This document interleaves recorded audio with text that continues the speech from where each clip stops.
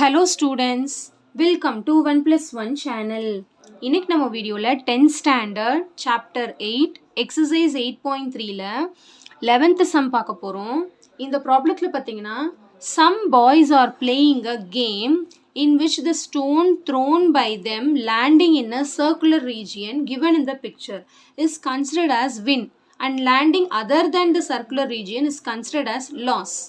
அதாவது டயக்ராம் கொடுத்துருக்காங்க. Some boys are playing game விளையாடுறாங்க. இங்கேருந்து வந்து இப்போ ஸ்டோனை த்ரோ பண்ணும்போது இந்த சர்க்கிள்குள்ளே விழுந்தா வின், சர்க்கிள்க்கு விட்டு வேற எங்கேயாவது விழுந்தா அவுட்டுன்னு அர்த்தம், லாஸ்ன்னு அர்த்தமா? ஓகேவா? இப்போ கொஸ்டின் என்னன்னா, what is the probability to win the game? Win ஆகணும்னா அவங்க என்ன பண்ணணும்? What is the probability to win the game அப்படின்னு கேட்டிருக்காங்க. சரி, ஃபர்ஸ்ட் நம்மளுக்கு வெளியே பார்த்தீங்கன்னா என்ன ஷேப்பில் இருக்குது? ரெக்டாங்குலர் ஷேப்பில் இருக்குது. உள்ளே பார்த்தீங்கன்னா சர்க்குலர் ஷேப்பில் இருக்குது. ரெண்டுத்துக்கும் ஃபஸ்ட்டு கண்டிப்பாக நம்ம ஏரியா கண்டுபிடிக்கணும் இல்லையா? சரி, இப்போ கொஷின் படி பார்த்தா அவுட்டர் ரெக்டாங்கிள் தான் உள்ள வெளியே இருக்குது, இன்னர் தான் சர்க்கிள். அப்போ ஏரியா ஆஃப் ரெக்டாங்கிள் தான் இங்கே என்னதுன்னா சாம்பிள் ஸ்பேஸாக வரும், ஏன்னா அதுதான் அதிகம். ஓகேங்களா? ஸோ ஃபஸ்ட் நம்ம என்ன கண்டுபிடிக்க போகிறோம்னா ஏரியா ஆஃப் ரெக்டாங்கிள் கண்டுபிடிக்க போகிறோம். ஏரியா ஆஃப் ரெக்டாங்கிள் பார்த்தீங்கன்னா எல் இன்ட்டு பி. இங்கே வந்து லென்த்து பிரெத்லாம் கொடுத்துருக்காங்க. 4 feet 3 feetன்னு கொஷனில் கொடுத்துருக்காங்க. Length and breadth of the rectangle வந்து 4 feet 3 feet, radius of a circle வந்து 1 feet. ரெண்டுத்தையும் வச்சு நம்ம இப்போ ஏரியா கண்டுபிடிக்க போகிறோம். சரி, அப்போ L into Bina 4 into 3 which is equal to 12 square feet.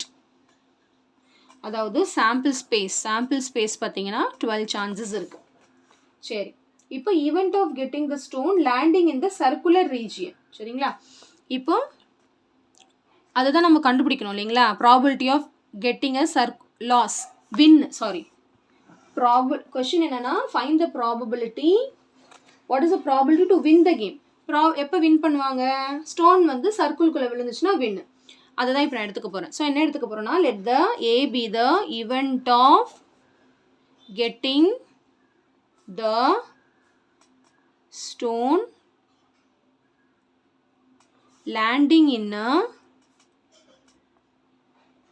circular region. ஏன்னா சர்க்குலர் ரீஜியனில் விழுந்தாதான் அவங்க வந்து வின்னு அர்த்தம்.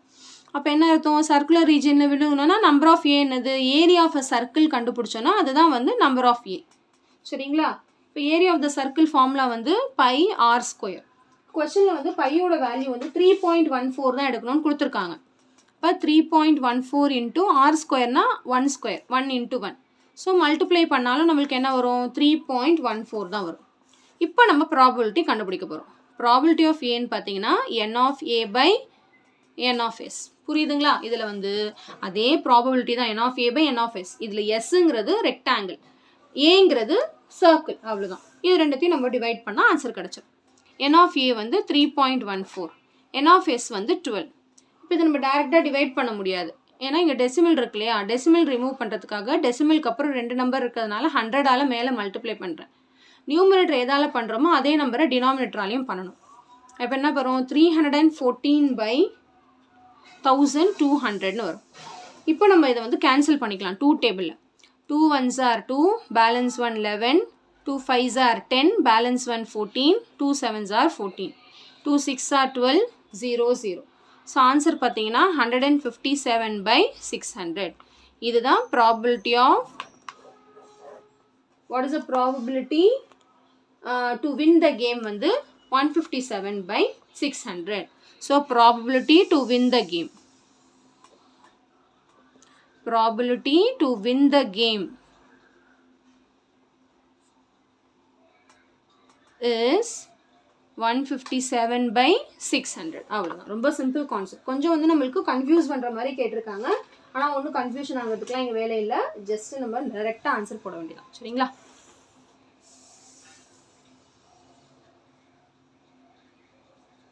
ஸோ கண்டிப்பாக இந்த சம் நல்லா உங்களுக்கு கிளியராக அண்டர்ஸ்டாண்ட் ஆகிருக்கும்னு நினைக்கிறேன்.